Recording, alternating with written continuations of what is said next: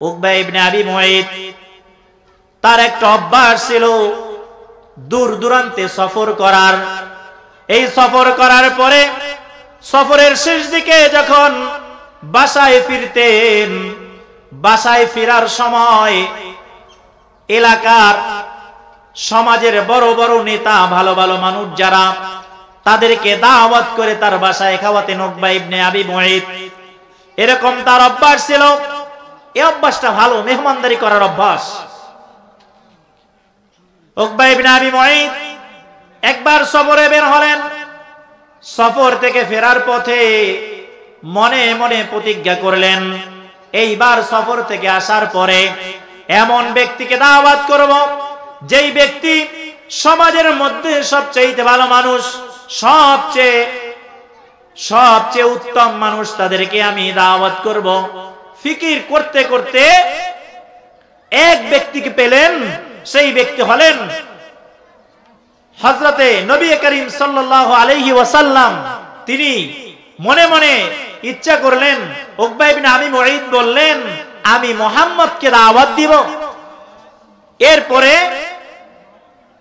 উকবা ইবনে আবি মুঈত মুহাম্মদ সাল্লাল্লাহু আলাইহি ওয়াসাল্লামের দরবারে চলে গেলেন। যাওয়ার পরে উকবা ইবনে আবি মুঈত বললেন, ইয়া রাসূলুল্লাহ, ইয়া হাবিবাল্লাহ, আমার বাসায় আপনাকে দাওয়াত দেওয়ার জন্য আসলাম, আপনি আমার বাসায় দাওয়াত গ্রহণ করেন। আল্লাহর নবী বললেন, হে উকবা ইবনে আবি মুঈত, আমি তোমার দাওয়াত ততক্ষণ পর্যন্ত গ্রহণ করব না। আমি তোমার দাওয়াত গ্রহণ করতে পারি, একটা শর্ত আছে। উকবা ইবনে আবি মুঈত বললেন, কি শর্ত আমাকে বলেন। আল্লাহর নবী বলেন, আমি তোমার দাওয়াত গ্রহণ করব, আমি তোমার বাসায় খানা খাবো, একটা শর্ত আছে। সেই শর্তটা হলো, তুমি যদি কালিমা পড়তে পারো, তাহলে আমি তোমার বাসায় খানা খাইতে পারি। সুবহানাল্লাহ। উকবা ইবনে আবি মুঈত বললেন, ইয়া রাসূলুল্লাহ, ইয়া হাবিবাল্লাহ, আপনি যেই শর্ত দিয়েছেন আমি এই শর্ত মেনে নিলাম। আমি পড়লাম, লা ইলাহা ইল্লাল্লাহু মুহাম্মাদুর রাসূলুল্লাহ। উকবা ইবনে আবি মুঈত কালিমা পড়ার সাথে সাথে মুসলমান হয়ে গেল।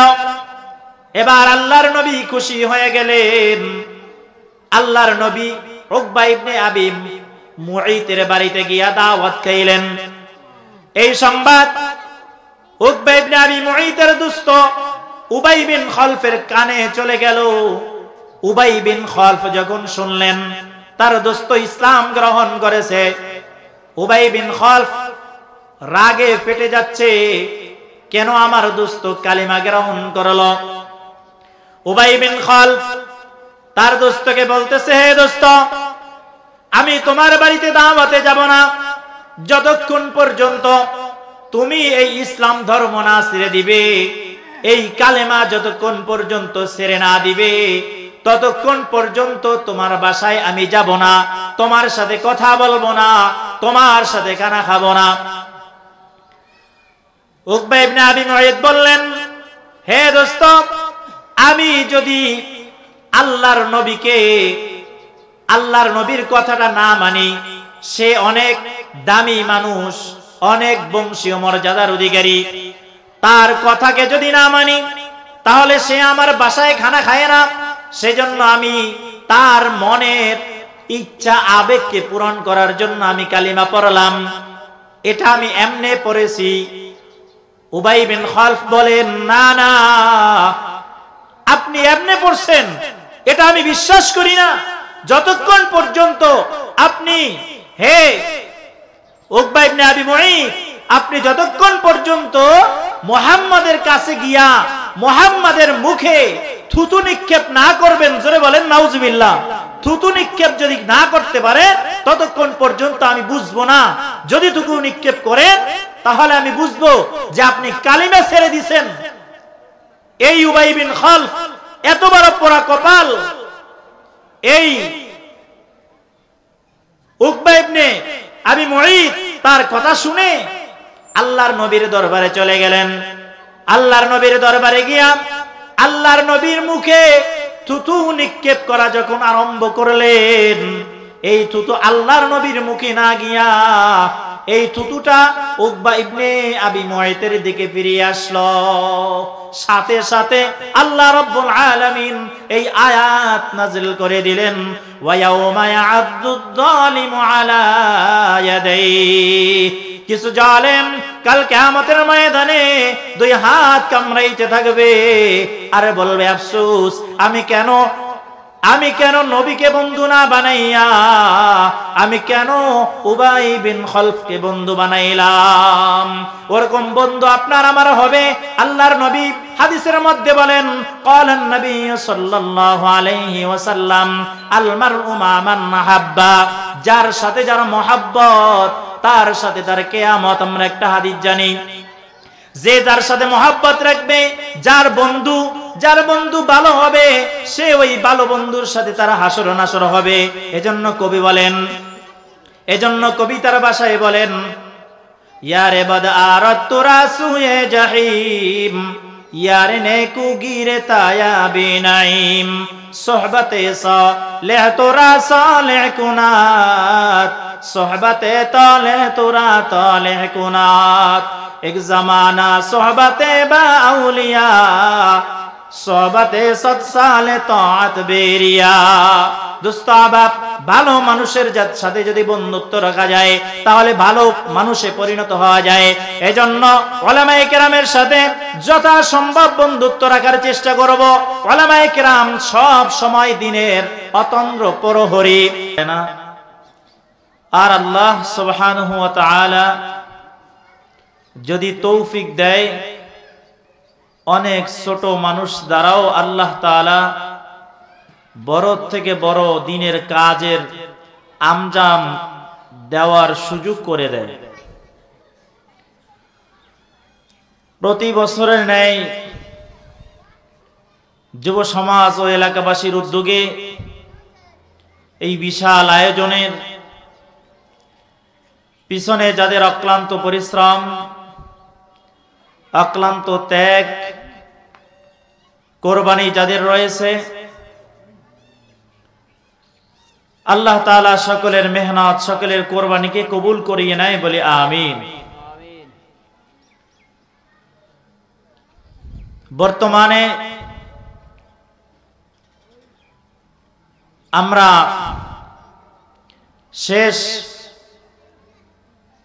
পৃথিবীর শেষ লগ্নে, শেষ দিকে আমরা অগ্রসর। যত দিন আমরা অগ্রসর হইতেছি, গুনাহের প্রতিযোগিতা তত বেশি হইতেছে।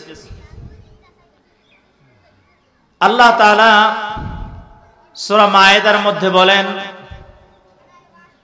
তাআওয়ানু আলাল বিররি ওয়াত তাকওয়া ওয়া লা তাআওয়ানু আলাল ইসমি ওয়াল উদওয়ান।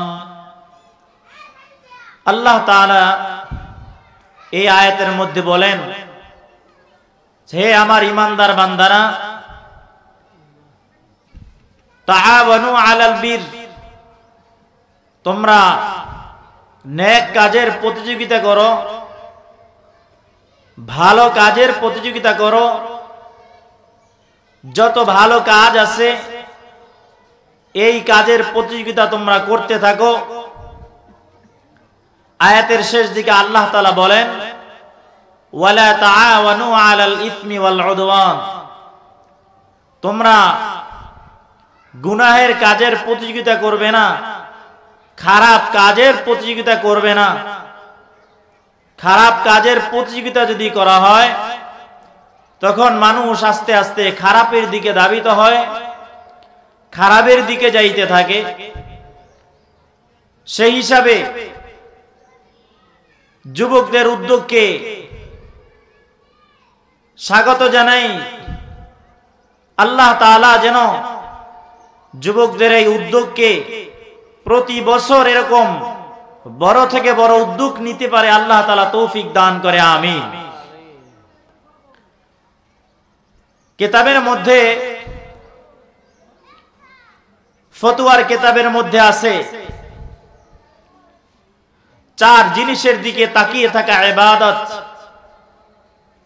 আন-নাজরু ইলাল কাবাতি ইবাদাহ, তার মধ্যে এক নম্বর হলো কাবা শরীফের দিকে তাকিয়ে থাকা ইবাদত। কাবা শরীফ এমন একটা স্থান, যেই স্থানে কোন বান্দা যদি এক রাকাত নামাজ পড়ে, আল্লাহ তাআলা তার আমল নামায় 1,00,000 রাকাত নামাজ পড়ার সওয়াব দান করে। সুবহানাল্লাহ। কাবা শরীফের এত বড় ফজিলত, ওই কাবায় গিয়া কোন বান্দা যদি হাজরে আসওয়াদ পাথরের সাথে একবার চুমু খাইতে পারে, তার সমস্ত সগীরা গুনাহ আল্লাহ তাআলা মাফ করিয়া দেয়। সুবহানাল্লাহ। ওই কাবা শরীফে, কাবা শরীফ এমন একটা স্থান, যেই স্থানে যাওয়ার সাথে সাথে মানুষের মনটা নরম হয়ে যায়, মানুষ দুনিয়ার কথা ভুলে যায়। ওখানে শুধু আল্লাহ সুবহানাহু ওয়া তাআলার কথা ছাড়া অন্য কোনো কথা ওখানে মনেই আসে না। সেই কাবা এমন একটা স্থান, কিতাবের মধ্যে লিখছেন আন-নাজরু ইলাল কাবাতি ইবাদাহ, কাবা শরীফের দিকে তাকিয়ে থাকাটা ইবাদত। যেই বান্দা স্বচক্ষে কাবা শরীফকে দেখবে, কাবা শরীফকে দেখতে থাকবে, আল্লাহ তাআলা তার আমলনামায় ইবাদতের সওয়াব লিখে দিবে। এটা হলো এক নম্বর। দুই নম্বর, আন-নাজরু ইলাল মাসহাফি ইবাদাহ। দুই নম্বর, কোরআনুল কারীমের দিকে তাকিয়ে থাকলে ইবাদত। কোরআনুল কারীম এর দিকে কোন বান্দা যদি তাকিয়ে থাকে, স্বাভাবিকভাবে ইবাদত করলে যেই সওয়াব আল্লাহ তাআলা দান করে, ওযু সহকারে কোরআনুল কারীমের দিকে তাকিয়ে থাকলে তেমন ইবাদতের সওয়াব আল্লাহ তাআলা দিয়ে দেয়। দুই নম্বরে হলো কোরআনুল কারীমের দিকে তাকিয়ে থাকা ইবাদত। এই কোরআনুল কারীম যিনি পড়ে, কোরআনুল কারীম এর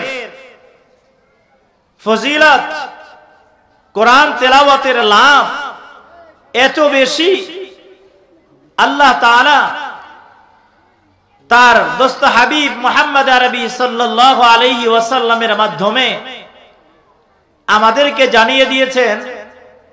আল্লাহর রাসূল বলেন, ক্বালান নবী সাল্লাল্লাহু আলাইহি ওয়াসাল্লাম, মান ক্বারা হারফান মিন কিতাবিল্লাহি ফালাহু হাসানা ওয়াল হাসানু বিআশরি আমসালিহা। মান ক্বারা হারফান মিন কিতাবিল্লাহ, যেই ব্যক্তি কালামুল্লাহ শরীফের মধ্য থেকে একটি হরফ তেলাওয়াত করবে, আল্লাহ সুবহানাহু ওয়া তাআলা তার আমলনামায় 10টা নেকি দান করে দিবে। সুবহানাল্লাহ। এই কোরআনুল কারীম অর্থ যদি বুঝিও পড়ে তাহলেও নেকি হবে, আর অর্থ না বুঝে পড়লেও নেকি হবে, কোনো সন্দেহ নেই। এই হাদিস তার প্রমাণ। অর্থ বুঝে যদি যে বান্দা পড়ে, তার কাছে মজা বেশি লাগে, আর যে অর্থ বুঝে না পড়তে পারে, ওই তুলনায় তার কাছে মজা লাগে না, কিন্তু সওয়াবের বেলায় কাহারও কমই হবে না। যে বুঝি পড়বে তারও যেমন 10 নেকি হবে, আর যে না বুঝে পড়ে তাকেও আল্লাহ তাআলা 10টা নেকি দান করবে। সুবহানাল্লাহ। এজন্য কিতাবের মধ্যে এই কথাই উল্লেখ করেছেন, আন-নাজরু ইলাল মাসহাফি ইবাদাহ, কোরআনুল কারীমের দিকে তাকিয়ে থাকা ইবাদত। 3 নম্বর, আন-নাজরু ইলাল ওয়ালিদাইনি ইবাদাহ। 3 নম্বরে হলো পিতা মাতার দিকে তাকিয়ে থাকা ইবাদত। আল্লাহর নবী সরকারে দো আলম, তার কাছে সাহাবায়ে কেরাম জিজ্ঞাসা করলেন, আল্লাহর নবী একটা হাদিস সাহাবায়ে কেরামকে শোনায়া দিলেন। একটা হাদিস সাহাবায়ে কেরামদেরকে শোনায়া দিলেন, যেই বান্দা পিতা মাতার দিকে একবার নেক নজরে তাকাবে, তার আমল নামায় কবুল একটা হজের সওয়াব দেওয়া হবে। সুবহানাল্লাহ। সাহাবীরা জিজ্ঞাসা করলো, ইয়া রাসূলুল্লাহ, ওয়া ইন নাযারা কুল্লা ইয়াউমিন মিয়াতা মাররা, যদি প্রত্যেক দিন 100 বার নেক দৃষ্টিতে তাকায়, তাহলে কি 100 কবুল হজের সওয়াব হবে? আল্লাহর নবী সরকারে দো আলম বললেন, হ্যাঁ, কোন বান্দা যদি প্রত্যেক দিন তার পিতা মাতার দিকে নেক দৃষ্টিতে তাকায়, নেক নজরে তাকায়, আল্লাহ তাআলা যতবার তাকাবে ততটা কবুল হজের সওয়াব দিয়া দিবে। সুবহানাল্লাহ। সূরা বনী ইসরাঈলের মধ্যে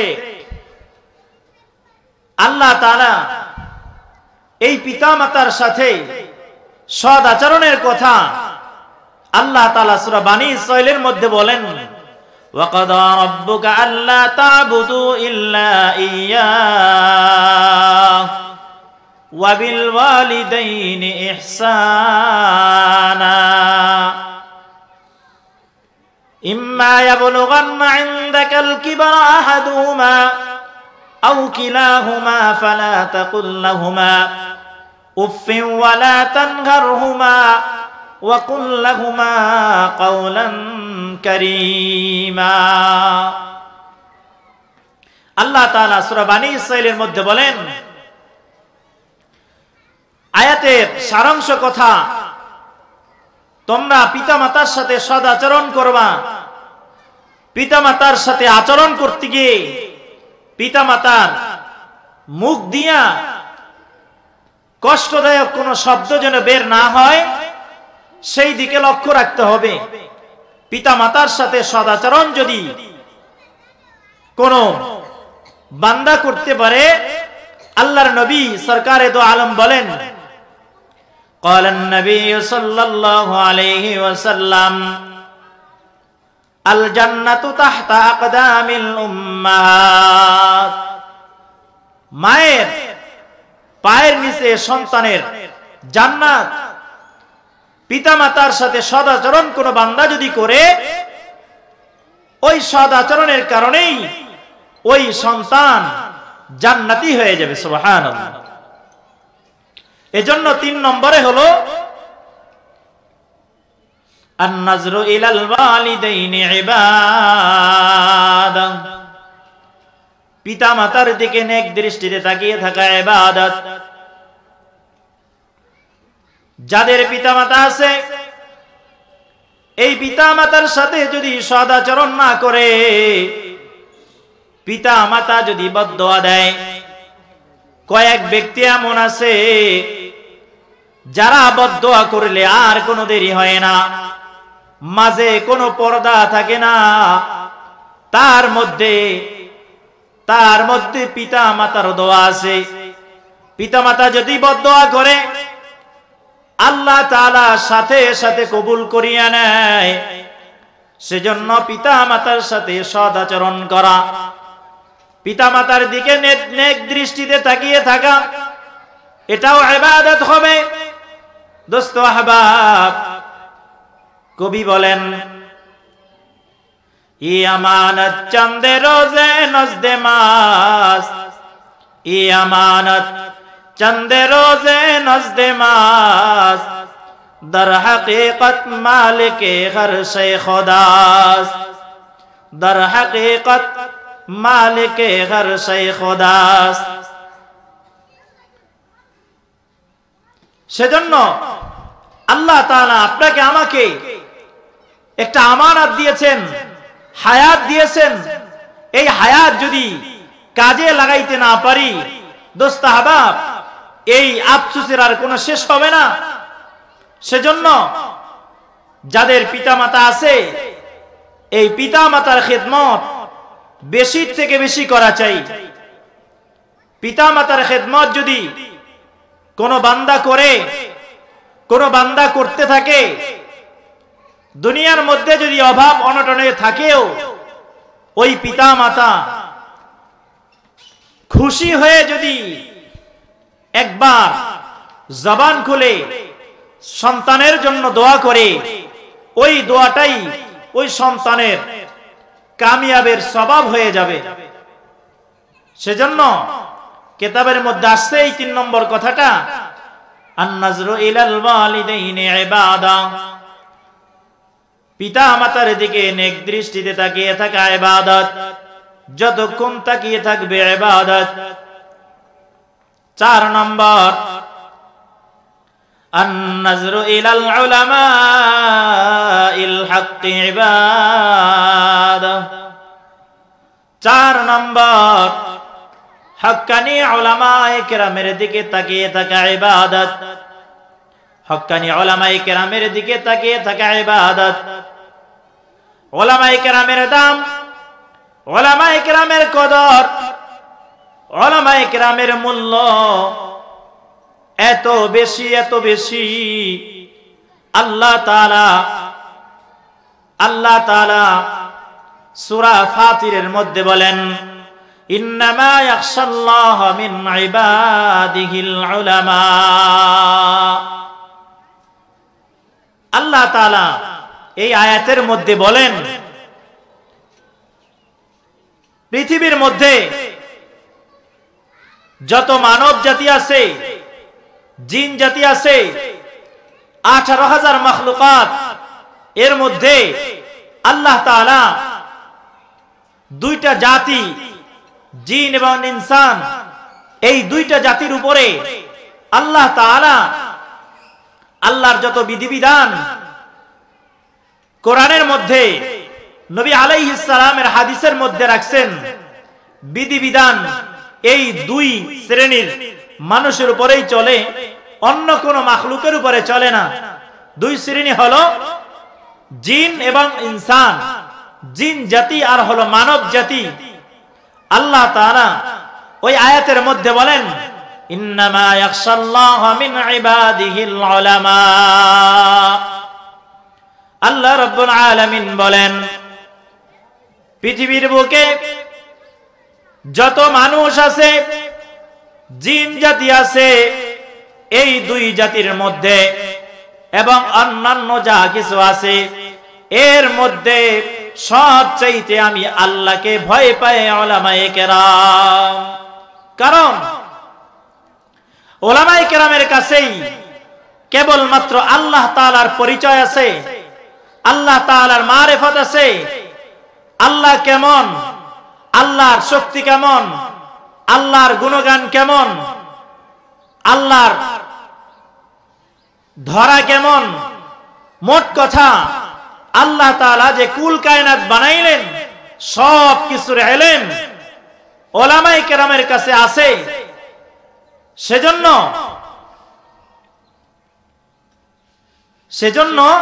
উলামায়ে কেরাম আল্লাহ তাআলাকে বেশি ভয় পায়। কারণ যাকে চিনে তাকে মানে, যদি নাই চিনে তাহলে মানবে কি করে? সেজন্য উলামায়ে কেরামের কাছে আল্লাহর পরিচয় আছে, আল্লাহর মারিফত আছে। এজন্য কবি বলেন কে বেইলমি না তো খোদার শনাখ, আল্লাহ তাআলাকে চিনতে হলে ইলম ছাড়া চিনা যায় না। আর এই ইলমের অধিকারী একমাত্র উলামায়ে কেরাম। সেই উলামায়ে কেরামের ব্যাপারে আল্লাহ তাআলা বলেন ইন্নামা ইয়াখশাল্লাহ মিন ইবাদিহিল উলামা। উলামায়ে কেরাম পৃথিবীর মধ্যে সবচেয়ে আল্লাহকে বেশি ভয় পায়। আল্লাহকে বেশি ভয় পায় উলামায়ে কেরাম। এক হাদিসের মধ্যে আছে কাল কিয়ামতের ময়দানে উলামায়ে কেরামকে আল্লাহ তাআলা ডাকবেন, আলেমদেরকে আল্লাহ তাআলা ডাকবেন। সমস্ত হাসরবাসী চিন্তায় বিভোর থাকবেন, আমার ফয়সালা নাকি জান্নাত হয় নাকি জাহান্নাম। এই এক কঠিন পরিস্থিতির মধ্যে সকলে থাকবে, চিন্তিত অবস্থায় সকলে থাকবে। ওই সময় আল্লাহ তাআলা উলামায়ে কেরামদেরকে ডাক দিয়ে বলবেন ইয়া মাশারাল উলামা, হে উলামায়ে কেরামের জামাত, আপনাদেরকে আমি ইলম এই জন্য দান করি নাই আপনাদেরকে বেইজ্জতি করব। আপনাদেরকে আমি ইলম দিয়েছিলাম, আসেন আপনারা আমার পর্দার মধ্যে আসেন। আল্লাহ তাআলা তিনি উলামায়ে কেরামকে ডাকিয়া, গোপনে ডাকিয়া তাদেরকে মাফ করিয়া দিবে। সুবহানাল্লাহ, মাফ করে দিবে। এজন্য যে পৃথিবীর বুকে আপনাদেরকে ইলম দান করেছি, আপনাদেরকে ইলম দিয়েছিলাম আপনাদেরকে সম্মানিত করার জন্য, আপনাদেরকে বেইজ্জতি করার জন্য আমি ইলম দেই নাই। আজ এই কিয়ামতের ময়দানে এই ইলমের কারণে আমি আল্লাহ আপনাদের সকলকে মাফ করিয়া দিলাম এবং আপনাদেরকে জান্নাত দিয়া দিলাম। সুবহানাল্লাহ।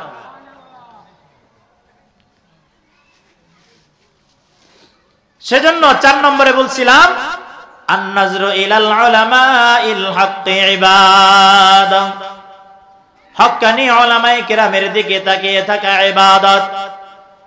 আল্লাহর রাসূল সাল্লাল্লাহু আলাইহি ওয়াসাল্লাম এক হাদিসের মধ্যে বলেন قال النبي صلى الله عليه وسلم إذا مات الإنسان انقطع عمله إلا من ثلاثة إلا من صدقة جارية أو علم ينتفع به أو ولد صالح يدعو له। আল্লাহর নবী সরকারে দো আলম সাল্লাল্লাহু আলাইহি ওয়াসাল্লাম বলেন মানুষ যখন মারা যায়, মানুষ মারা যাওয়ার পরে তার সমস্ত আমল বন্ধ হয়ে যায়। কোন আমল তার বাকি থাকে না, কোন আমল তার চলে না, কারণ সে পৃথিবীর বুকে নাই। পৃথিবীর বুকে না থাকলে তার কোনো আমল বাকি থাকে না। তার যেমন শ্বাস নিঃশ্বাস থাকে না, ঠিক তেমনি ভাবে তার কোনো আমলও চলে না। তবে আল্লাহর রাসূল এই হাদিস খানা বলেছেন ইদা মাতাল ইনসান ইনকাতা আমালুহু ইল্লা মিন সালাসা, যখন মানুষ মারা যায় তখন তার সমস্ত আমলের দরজা বন্ধ হয়ে যায়, কেবল মাত্র তিনটা জিনিস বাকি থাকে, 3টা আমল বাকি থাকে। ওই 3টা আমল, ওই 3টা কাজ, এমন কাজ মানুষ মারা যাওয়ার পরেও কিয়ামত পর্যন্ত তার কবরে চলতে থাকে। সুবহানাল্লাহ। 3টা জিনিস। 1 নম্বর ইল্লা মিন সাদাকাতিন জারিয়া, সদকায়ে জারিয়া। যেই কাজ করলে সদকায়ে জারিয়া হয়। সদকায়ে জারিয়া মুহাদ্দিসিনে কেরাম অনেক ব্যাখ্যা করেছেন। সদকায়ে জারিয়া বলতে আমরা স্বাভাবিকভাবে বুঝি দান সদকা করলে, টাকা পয়সা দিলে, মসজিদ মাদ্রাসায় এতিম অসহায় গরিব দরিদ্র তাদেরকে টাকা পয়সা দিলে এটাই দান সদকা হয়, এটাই সদকায়ে জারিয়া হয়। না না, সদকায়ে জারিয়া এতটুকুর মধ্যে সীমাবদ্ধ নয়। সদকায়ে জারিয়া বলা হয়। আপনি একটা রাস্তা করে দিবেন, যেই রাস্তা দিয়া পথিক চলাচল করবে, একটি সাঁকো বানায়া দিবেন, যেই সাঁকো দিয়া মানুষ নদী পারাপার হবে। একটা নলকূপের ব্যবস্থা করে দিবেন, যেই নলকূপ দ্বারা মানুষ পানি পান করে উপকৃত হবে। এমন যত উন্নয়নমূলক কাজ আছে, এমন কাজ যদি আপনি করে দেন, সমস্ত কাজ এই সদকায়ে জারিয়ার মধ্যে অন্তর্ভুক্ত হবে। ওই তিনটা আমলের মধ্যে একটা আমল হলো সদকায়ে জারিয়া। 2 নম্বর, আও ইলমিন ইউনতাফাউ বিহি, ইলম, যেই ইলম দ্বারা মানুষ উপকৃত হয়, যেই ইলম দ্বারা মানুষ উপকৃত হয়। ইলম এমন এক জিনিস, ইলমওয়ালা আর দুনিয়াওয়ালা, টাকা পয়সাওয়ালা আর ইলমওয়ালা এর দাম কেমন? দুনিয়াওয়ালা তিনি যত বৃদ্ধ হইতে থাকে, যত বয়স্ক হতে থাকে, দুনিয়াদার, দুনিয়াওয়ালা, টাকা পয়সাওয়ালা, তার মান আর সম্মান কমতে থাকে। কিন্তু ইলমওয়ালার দাম এমন, ইলমওয়ালা যখন আস্তে আস্তে তার বয়স বাড়তে থাকে, যত বৃদ্ধ হইতে থাকে, এই ইলমওয়ালার মর্যাদা আল্লাহ তাআলা বাড়াইতে থাকে। পুরা বিশ্বের মধ্যে যত বড় বড় উলামায়ে কেরাম আছেন, এই উলামায়ে কেরাম তাদের বয়স যত বেশি হয়, বয়স যত বাড়তে থাকে, তাদের মান আর তাদের সম্মান তত বেশি বাড়তে থাকে। দুনিয়ায়ও তাদের সম্মান আর পরকালে তো সম্মান আছেই। সেজন্য আল্লাহর রাসূল বলেন, আও ইলমিন ইউনতাফাউ বিহি, ওই ইলম, যেই ইলম দ্বারা মানুষ উপকৃত হয়, যেই ইলম দ্বারা একটা এলাকা উপকৃত হয়, যেই ইলম দ্বারা একটা ইউনিয়ন উপকৃত হয়, যেই ইলম দ্বারা একটা থানা উপকৃত হয়, যেই ইলম দ্বারা একটা দেশ উপকৃত হয়, যেই ইলম দ্বারা একটা রাষ্ট্র উপকৃত হয়, যেই ইলম দ্বারা পুরা পৃথিবী উপকৃত হয়, ওই ইলমটা হলো সদকায়ে জারিয়া। আও ইলমিন ইউনতাফাউ বিহি, ওই ইলম, যেই ইলম দ্বারা মানুষ উপকৃত হয়। 2 নম্বর বললাম। 3 নম্বর, আও ওয়ালাদিন সালিহিন ইয়াদউ লা, এমন একটা নেককার সন্তান, যেই নেককার সন্তান দুনিয়ায় রেখে যাওয়ার পর ওই নেককার সন্তান পিতামাতার জন্য, পিতামাতা মারা যাবার পর ওই সন্তান বাবা মায়ের জন্য দোয়া করে, বাবা মায়ের জন্য সওয়াব রেসানি করে, ইসালে সওয়াব করে। যেই কাজ করলে পিতা মাতা তার কবরের মধ্যে নেকি পাইতে থাকে, শান্তি পাইতে থাকে, এমন কাজ যদি, এমন সন্তান যদি পৃথিবীর বুকে রেখে যায়, এটাও সদকায়ে জারিয়া হবে। এই 3টা আমল মানুষ মৃত্যুবরণ করার পরে বাকি থাকে, আর কোন আমল বাকি থাকে না। বলতেছিলাম যে 4 নম্বরে হলো আন-নাজরু ইলাল উলামাইল হক ইবাদা, হক্কানি উলামায়ে কেরামের দিকে তাকিয়ে থাকা ইবাদত। উলামায়ে কেরামের মর্যাদা, উলামায়ে কেরামের দাম এত বেশি, এত বেশি। হাদিসের মধ্যে আল্লাহর রাসূল সাল্লাল্লাহু আলাইহি ওয়াসাল্লাম ইলম ওয়ালার মর্যাদা বলতে গিয়ে বলেন, একজন হাফেজে কোরআন, একজন হাফেজে কোরআন, তার ব্যাপারে আল্লাহর রাসূল সাল্লাল্লাহু আলাইহি ওয়াসাল্লাম বলেন, মান ক্বারা হারফাম মিন কিতাবিল্লাহ ফালাহু হাসানাতুন ওয়াল হাসানাতু বিআশরি আমসালিহা। এই এক হাদিস বললাম। আর একটা হাদিস বলেন আল্লাহর রাসূল, ক্বালান নবী সাল্লাল্লাহু আলাইহি ওয়াসাল্লাম, মান ক্বারাআল কুরআন ফাস্তাযহারাহু ফাআল্লা হালালাহু ওয়া হাররামা হারামাহু আদখালাহু আল্লাহুল জান্নাহ ওয়া শাফাআহু ফি 'আশরাতিন মিন আলিহি কুল্লুহুম ক্বাদ ওয়াজাবাত লাহুন নার। এই হাদিসের মধ্যে আল্লাহর রাসূল বলেন, যেই ব্যক্তি কোরআন পড়বে, কোরআন শিখবে, কোরআন হেফজ করবে, তার অনুযায়ী আমল করবে। শুধু ইলম আছে আমল নাই এমন না, ইলমও থাকতে হবে, আমলও থাকতে হবে। কোরআন পড়ছে, তার অনুযায়ী আমলও করতেছে। ওই ব্যক্তি যখন মারা যাবে, ওই ব্যক্তি এমন 10 ব্যক্তিকে জান্নাতে নিয়ে যাবে, কুল্লুহুম কদ ওয়াজাবাত লাহুন নার, যাদের প্রত্যেকের উপরে জাহান্নাম ওয়াজিব হয়ে গেছে। একজন হাফেজে কোরআন এরকম 10 ব্যক্তিকে সুপারিশ করে জান্নাতে নিয়ে যাবে। সুবহানাল্লাহ। একজন আলেমের ব্যাপারে কিতাবের মধ্যে আসছে, একজন আলেমের মর্যাদা কিয়ামতের ময়দানে কেমন হবে।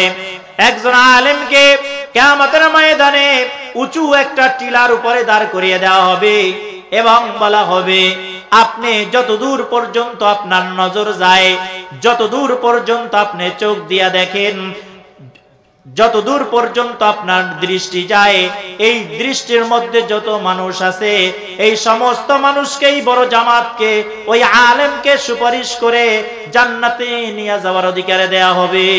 সুবহানাল্লাহ। একজন আলেমের মর্যাদা কত বেশি। ওই আলেমের দিকে শুধু যদি তাকিয়ে থাকি,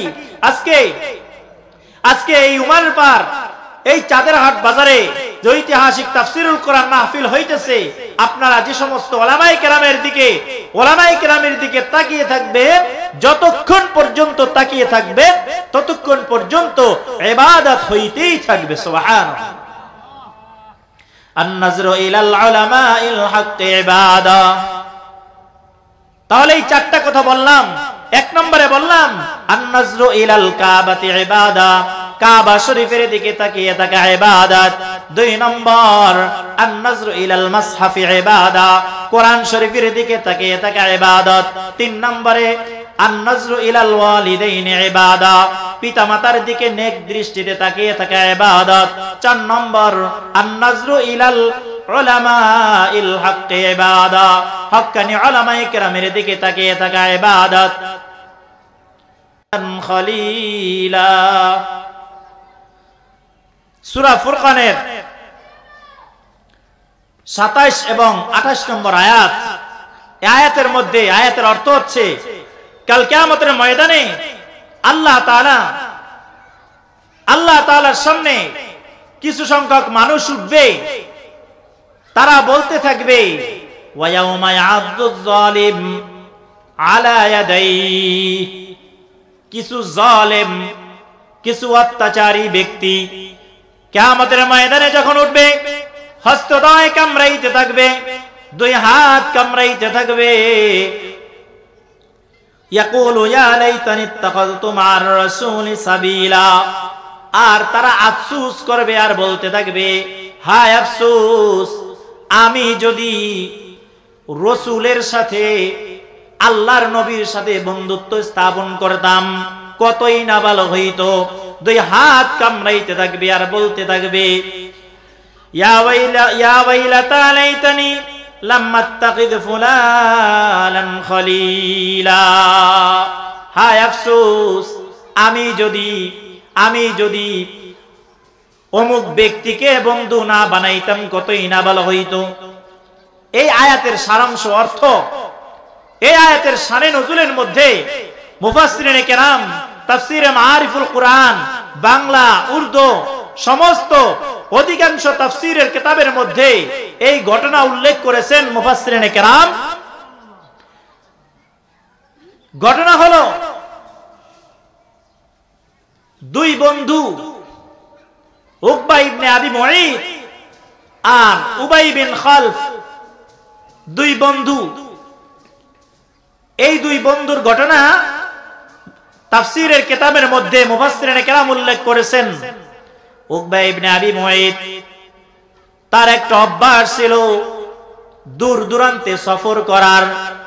এই সফর করার পরে সফরের শেষ দিকে যখন বাসায় ফিরতেন, বাসায় ফেরার সময় এলাকার সমাজের বড় বড় নেতা, ভালো ভালো মানুষ যারা, তাদেরকে দাওয়াত করে তার বাসায় খাওয়াতেন উকবা ইবনে আবি মুঈত।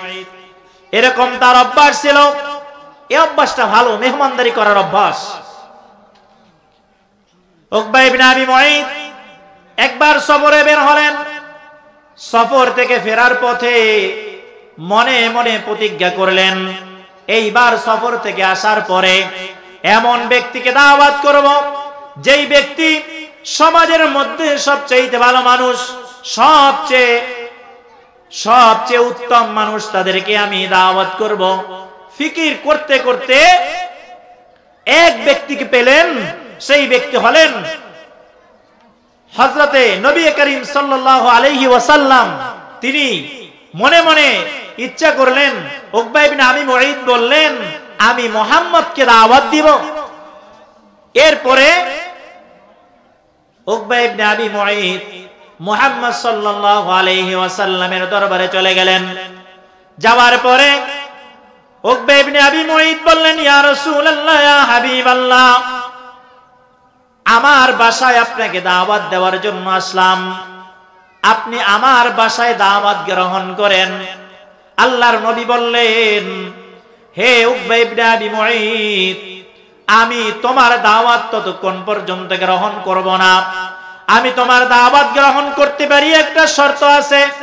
উকবা ইবনে আবি মুঈত বললেন, কি শর্ত আমাকে বলেন। আল্লাহর নবী বলেন, আমি তোমার দাওয়াত গ্রহণ করব, আমি তোমার বাসায় খানা খাবো, একটা শর্ত আছে, সেই শর্তটা হলো তুমি যদি কালিমা পড়তে পারো, তাহলে আমি তোমার বাসায় খানা খাইতে পারি। সুবহানাল্লাহ। উকবা ইবনে আবি মুঈত বললেন, ইয়া রাসূলুল্লাহ, ইয়া হাবিবাল্লাহ, আপনি যেই শর্ত দিয়েছেন আমি এই শর্ত মেনে নিলাম, আমি পড়লাম লা ইলাহা ইল্লাল্লাহু মুহাম্মাদুর রাসূলুল্লাহ। উকবা ইবনে আবি মুঈত কালিমা পড়ার সাথে সাথে মুসলমান হয়ে গেল। এবার আল্লাহর নবী খুশি হয়ে গেলেন। আল্লাহর নবী উকবা ইবনে আবি মুঈতের বাড়িতে গিয়া দাওয়াত খাইলেন। এই সংবাদ উকবা ইবনে আবি মুঈতের দোস্ত উবাই বিন খালফের কানে চলে গেল। উবাই বিন খালফ যখন শুনলেন তার দোস্ত ইসলাম গ্রহণ করেছে, উবাই বিন খালফ রাগে ফেটে যাচ্ছে, কেন আমার দোস্ত কালিমা গ্রহণ করলো।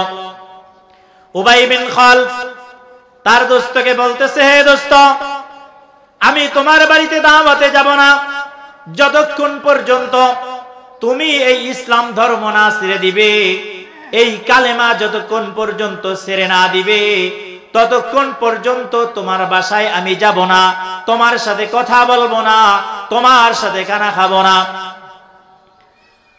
উকবা ইবনে আবি মুঈত বললেন, হে দোস্ত, আমি যদি আল্লাহর নবীর কথাটা না মানি, সে অনেক দামি মানুষ, অনেক বংশীয় মর্যাদার অধিকারী, তার কথাকে যদি না মানি তাহলে সে আমার বাসায় খানা খায় না। সেজন্য আমি তার মনের ইচ্ছা আবেগকে পূরণ করার জন্য আমি কালিমা পড়লাম, এটা আমি এমনে পড়েছি। উবাই বিন খালফ বলেন, না না, আপনি এমনে পড়ছেন এটা আমি বিশ্বাস করি না। যতক্ষণ পর্যন্ত আপনি, হে উকবা ইবনে আবি মুঈত, আপনি যতক্ষণ পর্যন্ত মুহাম্মাদের কাছে গিয়া মুহাম্মাদের মুখে থুতু নিক্ষেপ না করবেন, জোরে বলেন নাউজুবিল্লাহ, থুতু নিক্ষেপ যদি না করতে পারে ততক্ষণ পর্যন্ত আমি বুঝবো না। যদি থুতু নিক্ষেপ করেন তাহলে আমি বুঝবো যে আপনি কালিমা ছেড়ে দিয়েছেন। এই উবাই বিন খালফ এত বড় পোড়া কপাল, এই উকবা ইবনে আবি মুঈত তার কথা শুনে আল্লাহর নবীর দরবারে চলে গেলেন। আল্লাহর নবীর দরবারে গিয়া আল্লাহর নবীর মুখে থুতু নিক্ষেপ করা যখন আরম্ভ করলেন, এই থুতু আল্লাহর নবীর মুখে না গিয়া এই থুতুটা উকবা ইবনে আবি মুঈতের দিকে ফিরে আসলো। সাথে সাথে আল্লাহ রাব্বুল আলামিন এই আয়াত নাযিল করে দিলেন, ওয়া ইয়াউমা ইয়া'আদ্দুদ যালিমু আলা ইয়াদাইহি, কিছু জালেম কাল কিয়ামতের ময়দানে দুই হাত কামড়াইতে থাকবে আর বলবে, আফসোস, আমি কেন আমি কেন নবীকে বন্ধু না বানাইয়া আমি কেন উবাই বিন খলফকে বন্ধু বানাইলাম?